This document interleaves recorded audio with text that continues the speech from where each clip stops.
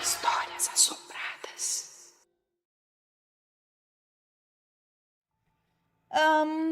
Cadê? Aqui, ó. O relato de hoje é este. Meu ex é, na verdade, de maledito, né? De maledito. Meu ex foi um maledito na minha vida? Ela tá perguntando. Tá. Olá, Ana e assombrados, tudo bem? Tudo jóia? Estou escrevendo este relato, digo isto porque já havia ele encaminhado em maio deste ano, mas como ainda não foi lido, decidi acrescentar detalhes que percebo hoje que farão diferença na análise dos assombrados. O nome dele estava como... Tá, bom, enfim. Ontem, dia 10, na verdade, dia 10 de setembro, acordei com uma sensação estranha de nostalgia. Mas não aquela coisa boa, não, que você se recorda de bons momentos, cheiros bons e essas coisas. Mas sim aquela nostalgia que causa estranheza e incômodo no corpo. De quando sabe que não vem de algo bom? Estava escutando um relato que não me recordo o nome e nele foi mencionado a frase: "Foi quando ele me falou que daqui a 7 luas eu entenderia." E foi como se tivesse ativado um gatilho de lembranças que eu nem sabia que existiam. Devo ter me forçado a esquecer. Bom, irei contar para vocês a história do meu primeiro relacionamento que durou 11 meses, entre 2015 e 2016, e gerou alguns traumas que hoje, devido a tantos relatos ouvidos, suspeito que tenham sido causados através do campo espiritual. 1. Início de tudo. Bom, meu nome é Fulana e na época desse relacionamento eu tinha entre 18 e 19 anos. Tudo começou quando eu entrei em uma empresa. Assim que entrei, uma pessoa que hoje eu vejo que na verdade era uma pessoa de muito bom coração e inocente, que foi minha colega de trabalho por alguns meses, me disse assim que viu: "Preciso te apresentar um outro colega de trabalho. Ele é incrível e é a sua cara." E eu pegando pernilongo aqui, falo, cara, ele veio na minha cara. "Preciso apresentá-lo, ele é a sua cara." Isso ela me falou assim de primeira, assim como o nosso santo também bateu de primeira. Ela sempre falava desse colega. Como era uma empresa pequena, mas com atuação de equipes internas e externas, alguns funcionários eu demorei a conhecer porque estavam em campo, e ele é um deles. Sabem aquele tipo de empresa que a gente sabe de tudo que acontece? De como as pessoas são através de fofocas e tudo? Então, assim eu soube dele. Desde o início, sempre escutava coisas negativas dele, que ele causava em campo, que não gostava de trabalhar ou que sempre gerava muitos problemas. Até aí não dava a mínima, porque além de não conhecê-lo, estava lá só para fazer o meu trabalho e cumprir o meu contrato e ponto. Até que um dia ligaram para minha chefe informando que a situação com esse colega estava insustentável e que se não fosse para demiti-lo, que tirassem das atuações em campo. Para ficar um pouco mais claro, estávamos trabalhando com um tipo de contrato específico e como o dele estava faltando alguns meses para finalizar, não compensava dispensar ele. E foi assim que eu conheci o meu maledito. Como ele saiu da atuação em campo, começou a auxiliar nas atividades internas da empresa. Assim que o vi, eu não sei porquê, eu já sabia que eu ia me apaixonar. Sabe aqueles caras com um olhar intenso e que é engraçado também? E olha que ele nem era tão bonito assim.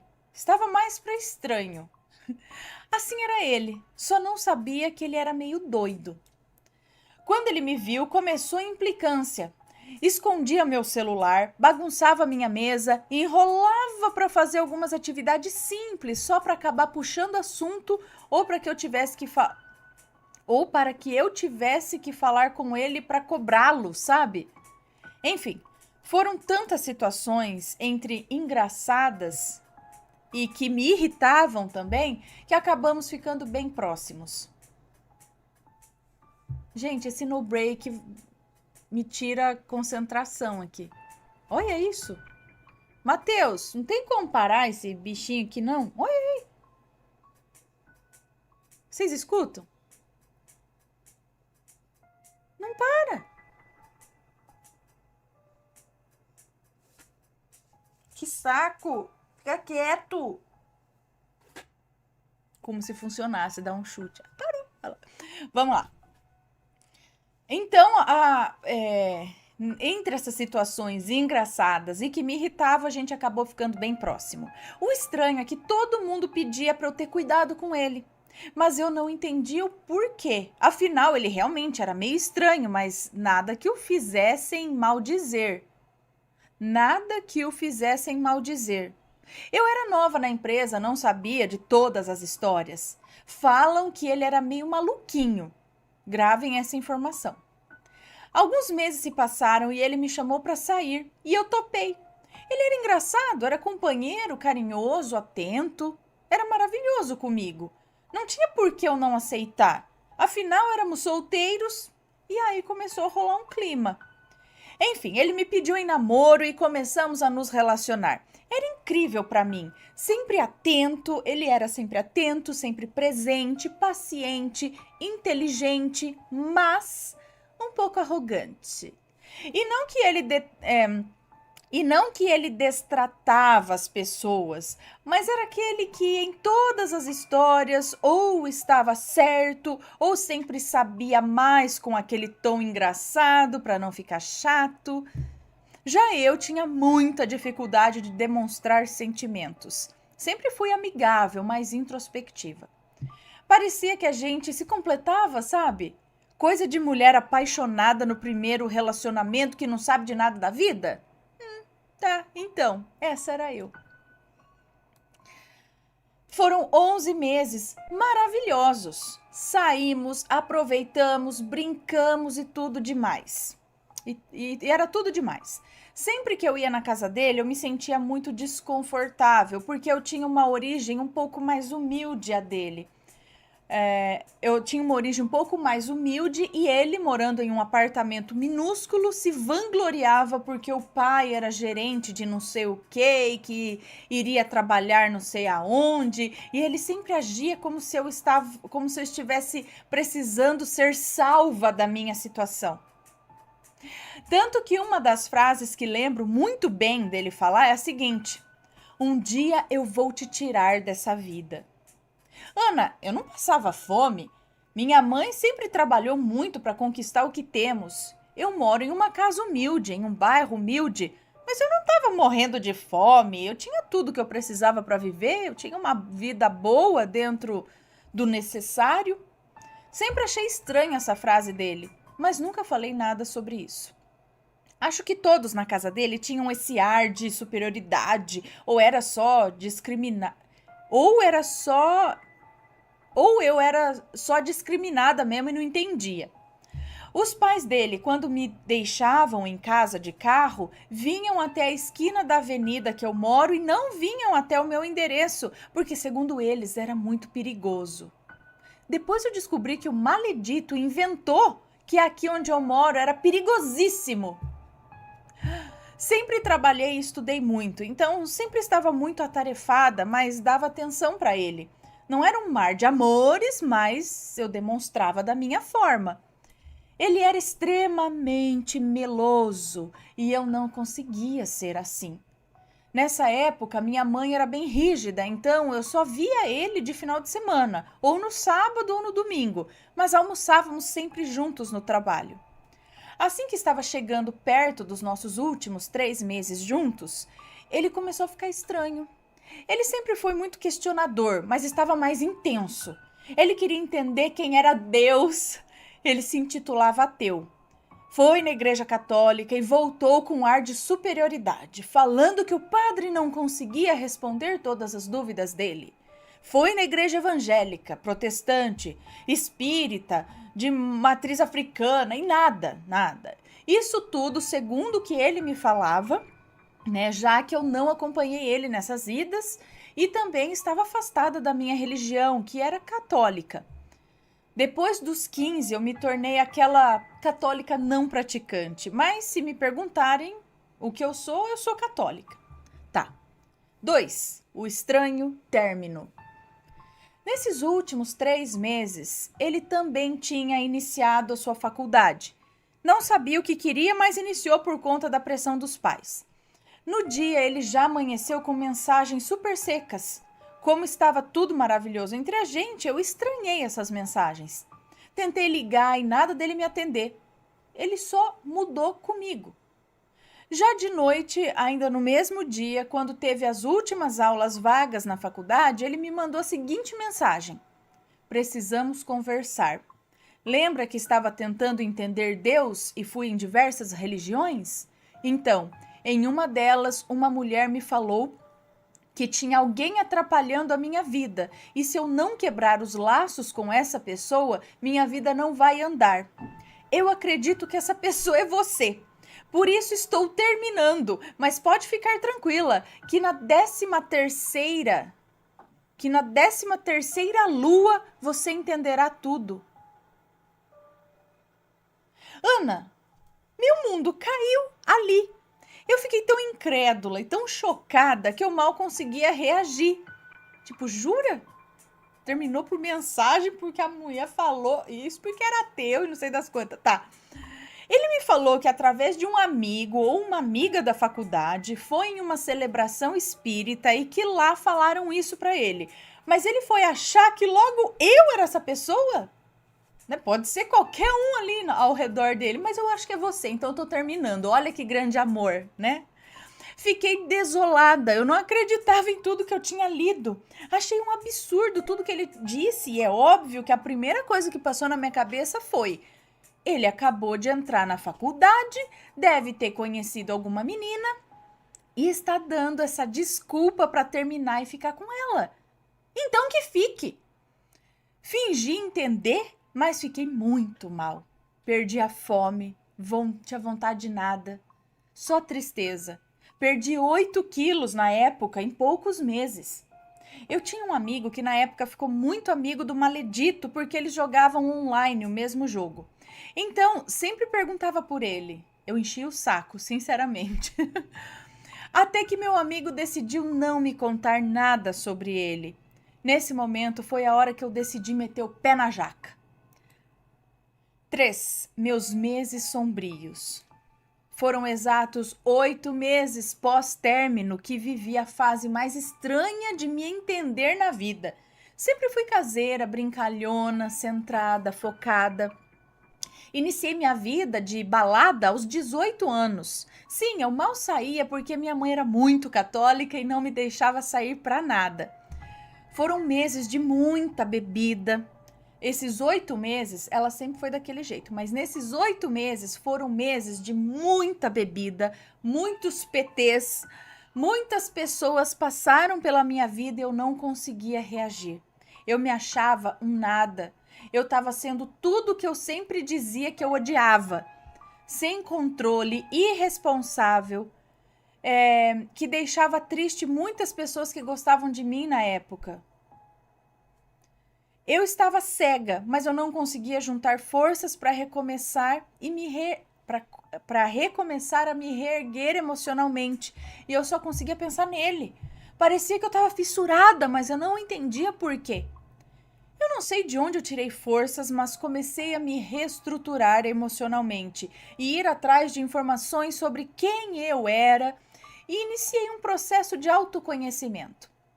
Foi do nada, assim, mas veio uma força muito mais forte do que eu, pois estava cansada disso tudo e só queria ser eu novamente. Deu certo, mas ainda assim não conseguia esquecê-lo e era insuportável ficar longe. Sempre sentia o cheiro do perfume dele no nariz, assim, aleatoriamente. Depois de 8 meses, fui atrás dele e implorei para voltar. Infelizmente, naquela época, eu gostava de me envolver com homens emocionalmente frágeis, mas não tinha percebido que eu atraía esse tipo de perfil. Sempre me achei madura emocionalmente, coisa da imaturidade, e por isso não me reconhecia na situação que eu estava. 4. Péssimas escolhas. Consegui marcar um encontro com ele e ele topou. Foram 2 meses péssimos dele me tratando como um lixo. sem amor e sem gosto, seco. Eu não o reconhecia, mas ele tinha me falado: se você quiser voltar, vai ser do meu jeito, e se não gostar, é melhor deixar como está. É como se a gente tivesse trocado as versões de ele amoroso para uma versão ruim e seca minha, e eu de seca para melosa. E eu, naquela hora que estava implorando, eu aceitei. Afinal, eu não aguentava mais ficar longe dele. Só que, como eu tinha procurado mais autoconhecimento, percebi que não tinha superado ele por completo. Mas com certeza eu ia ficar melhor sem ele. Consegui terminar e falar que eu não queria mais. Isso quase um mês depois de pedir para conversar com ele, mas ele fugir de mim. Queria terminar olhando no olho e não como ele fez por WhatsApp. Fora que quando voltamos, ele me contou algumas das coisas que eu fiz durante o tempo separado. Fora que quando voltamos, ele me contou algumas das coisas que fiz durante o tempo separado. Nós não tínhamos os mesmos amigos pessoais e os que eu saía não tinham acesso a ele. Isso me gerou uma sensação de perseguição que me acompanhou por uns bons anos. Eu não me sentia mais segura e também não sabia como ele sabia dessas coisas, já que não tinha quem falasse para ele. Nem mesmo esse meu amigo que virou amigo dele de jogos também. 5. As coisas estranhas que me aconteciam. Depois desse segundo término, cortei realmente as relações. Excluí de todas as redes sociais, bloqueava todos os perfis que achava serem fakes. Eu realmente só queria ficar em paz. Mas eu continuava a sentir o cheiro do perfume dele no meu nariz. Não importava onde eu estava, esse cheiro surgia. Vinha com o vento, enquanto eu estava em casa deitada, quando eu estava com os amigos, em qualquer lugar. Isso me incomodava porque eu não conseguia esquecer. Apesar de não querer voltar, porque como me senti perseguida, eu fiquei até com medo dele. Um dos dias mais estranhos foi quando, bem no final de uma manhã, eu comecei a ter um mini ataque de ansiedade. E então comecei a sentir o perfume dele sem parar dentro de casa. Não importava o cômodo que eu estava. Quando estava começando a ficar sem ar, peguei meu celular, subi na casa da minha amiga, que é vizinha, coloquei o celular na mesa e falei para ela: o maledito vai me mandar uma mensagem. O maledito vai me mandar uma mensagem. Eu tô sentindo o perfume dele sem parar e eu sinto que ele vai. Ela tentou me acalmar, dizendo que era ansiedade e que estava tudo bem, e ficou com meu celular na mão. Menos de 5 minutos depois, ele mandou mensagem: Ana, depois de 2 anos sem contato, eu não tinha o número dele mais. Não falava mais com ele e nem perguntava sobre ele. Eu não queria contato, lembra? Não sei como soube que isso ia acontecer, mas eu só sabia. Fiquei aliviada por não estar só naquele momento, por não estar sozinha naquele momento, porque todas as vezes que eu contei para alguém que eu senti o perfume dele, eu saía como louca e que eu precisava superar, como se eu estivesse indo atrás, sabe? Eu tava bem. Foi horrível quando aconteceu. A mensagem era mais ou menos a seguinte: oi, galera, meu amigo fulano vai dar uma festa na quarta, quem quiser ir é só responder esta mensagem. Como se fosse uma mensagem para todos da lista do contato dele, sabe? Só que ele nunca teve muitos amigos. A mensagem era extremamente vaga e ele não tinha meu telefone. Meu amigo me falou que ele tinha perdido o meu número. E meu amigo me falou que ele tinha pedido o meu número, mas ele não passou. Só li e apaguei, seguindo o que a minha amiga disse, porque eu estava muito nervosa para raciocinar. 6. As descobertas. Então, Ana, lembra que eu mencionei que pediam para eu ter cuidado com ele na empresa porque ele era meio maluquinho? Nunca tinham me contado o porquê, mas assim que o contrato dele acabou e um tempo depois eu terminei, Me contaram o porquê disso. Além das atitudes irresponsáveis que ele tinha na empresa, ele criava muitas histórias. Na época que trabalhávamos juntos, minha chefe me contou que em um período antes de me contratar, Na época que trabalhávamos juntos, minha chefe me contou que em um período antes me contrataram, ou um período antes de me contratarem, ele ficou uma semana em casa porque a mãe estava internada com câncer terminal. Depois de namorar com ele, descobri que ela nunca teve câncer. Ele também me contou uma história sobre uma irmã dele de consideração que foi assassinada em frente ao condomínio que eles moravam. Era filha de uma amiga da mãe dele, que era criada como irmã dele. Ele me pedia para nunca questionar sobre isso, nunca questionar isso com a mãe dele, porque deixava ela muito mal. Mas eu descobri também que isso nunca aconteceu. Sempre foi só ele e a irmã dele. Devia ter desconfiado antes, sabe? Eu sei, tudo bem. Mas como eram coisas muito sérias, eu nunca ia imaginar que ele pudesse ser capaz de mentir a respeito desse tipo de coisa. Ontem, no dia 10 de setembro, que acordei com essa estranheza no corpo, senti como se estivesse embaixo de uma cachoeira, sabe? Só que de lembranças que eu não me recordava e pareciam explodir na minha cabeça. Eu tinha esquecido do fato de que, quando ele terminou comigo por conta da pessoa que estava atrapalhando ele retornou pouco tempo depois e disse que, na verdade, era um outro amigo que estava tentando atrapalhar e que ele se confundiu. Pediu para voltar, mas eu estava muito ressentida e disse que eu não queria. Eu acredito que depois dessa situação, ele pode ter se irritado e possivelmente ter feito algo para que eu entrasse nesse sentimento de fissura que tinha por ele. Também lembrei que ele tinha uma tia do candomblé. Não julgo religiões, e sim pessoas que usam de má fé os seus dons. Será que foi lá que ele foi e não quis me contar? Sempre quis entender esse negócio da 13ª lua, e li coisas como lua de vinho e outras coisas, mas nunca entendi realmente. Na época, se aconteceu algo em alguma fase da lua na minha, eu não percebi. Não sei o que deveria acontecer, mas sei que assim que voltei para ele, era como se o efeito de tudo tivesse acabado. Eu também tinha uma outra colega de trabalho que é espírita. Ela nunca gostou dele e sempre pedia para eu terminar com ele, porque ela achava que ele não me fazia bem. Quando contei o que aconteceu, ela me alertou que esse tipo de coisa não acontecia dentro da celebração espírita. Possivelmente ele tinha ido em um outro lugar, mas ele não queria me contar.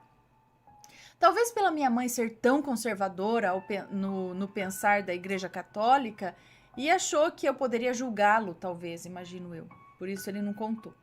Esses 8 meses que passei literalmente fora de mim, foi um período de mudança profunda na minha vida. Fiquei tão destruída que precisei pegar caco por caco. Parei de me auto-sabotar, de minimizar meus pequenos sucessos e acreditar em mim. Mudei meu modo de pensar e ver o mundo. Fiquei mais aberta, extrovertida, a viver a vida e mais espiritualizada também. Hoje minha vida vai muito bem. Não sei como está a dele e também não tenho esse interesse em saber. Só me restou a dúvida sobre ele ter feito algo contra mim ou não. Quando caiu a ficha dessa possibilidade, eu me senti decepcionada. Não por esperar algo, mas porque não queria acreditar que ele seria capaz de tamanha crueldade, sendo que eu não tinha feito nada para ele. Acho triste, mas eu sei que se realmente fez, em algum momento, a vida vai cobrar. Isso tudo aconteceu de 2015 para 2016. Hoje posso falar que estou livre de qualquer tipo de amarra. E depois de ler um pouco sobre as 13 luas, entendo que foi um período que precisei passar para mudar quem eu era, ser menos egoísta e mais amorosa. Às vezes sinto o cheiro de cigarro no meu nariz ou de queimado mesmo estando tudo fechado e sempre dentro de casa. Isso me incomoda, mas não me assusta. Não sei se tem relação com isso do passado, mas como hoje eu estou bem mais ligada com o mundo espiritual, pode ser que sinta algo para alertar quando algumas energias que não sejam boas estão por perto. Essa história toda contempla os 11 meses de namoro, uns 2 meses solteira, que foi quando ele pediu para voltar e eu não quis, os 8 meses que fiquei na fossa, mais os 2 meses que voltamos e depois terminei, totalizando quase 2 anos nessa minha agonia. Não acredito que tenha sido amarração, porque dura 7 anos, certo? O que pode ter sido? E por que só agora veio esse sentimento de clareza sobre o assunto? Muito obrigada por contar a minha história, Ana, e gostaria de pedir de coração aos assombrados para que quem entender do que pode ter acontecido ou saiba de algo semelhante, que escreva nos comentários que eu vou acompanhar tudo. Um grande beijo em você e na sua linda família. Um beijo para você, muito obrigada. E quem for comentar, por favor, comente com respeito. E eu também, então, não sei. Ele tinha um comportamento meio estranho, né? Bom, a galera avisou, mas é estranho você ficar tão dependente. Será que isso pode ser uma coisa, a gente acha que é magia, mas é uma coisa da nossa cabeça, uma coisa que dá na gente? Apaixonei, sou, né? A gente faz loucuras, a gente não é mais a gente. Será que ele tem culpa nisso? Será que ele fez? Porque ele falou que foi, né? Numa pessoa que falou que não sei quem estava atrapalhando. Vai saber se ele fez alguma coisa. Ai, gente, não sei. Deixem aí suas opiniões, ok? Bom, deixa eu anotar aqui. Está gostando dos relatos no Reverso Assombrado? Então não se esqueça de deixar o seu like. E é claro, se ainda não for inscrito, se inscreva.